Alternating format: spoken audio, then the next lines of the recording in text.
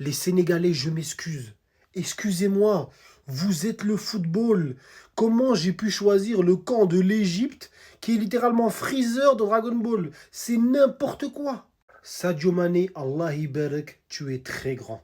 Tu es une légende du football africain. Il n'y a plus rien à dire. Il emmène son pays pour une troisième finale de Coupe d'Afrique en 4 éditions. Est-ce que vous vous rendez compte de la performance qui est exceptionnelle?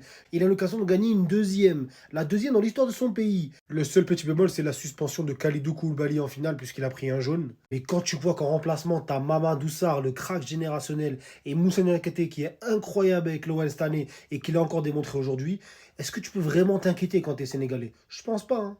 Je pense que la méthode égyptienne, qui était celle de baser ses joueurs sur son championnat, ne marchera plus et ils ne gagneront plus de Cannes s'ils continuent comme ça. Ils ont bien maxé par le passé parce qu'aujourd'hui, c'est mort, hein.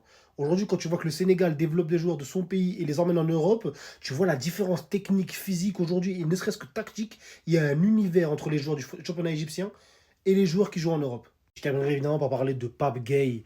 Pape Gueye alias Pogba.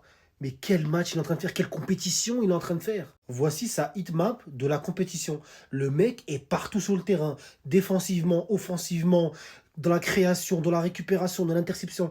Pape Gueye fait une canne de fou furieux et l'équipe qui va le récupérer fera une affaire de fou. Le mec est devenu un monstre. Si on a un Nigeria-Sénégal en finale avec le jeu ouvert que les deux équipes proposent, je pense qu'on peut avoir la finale du siècle.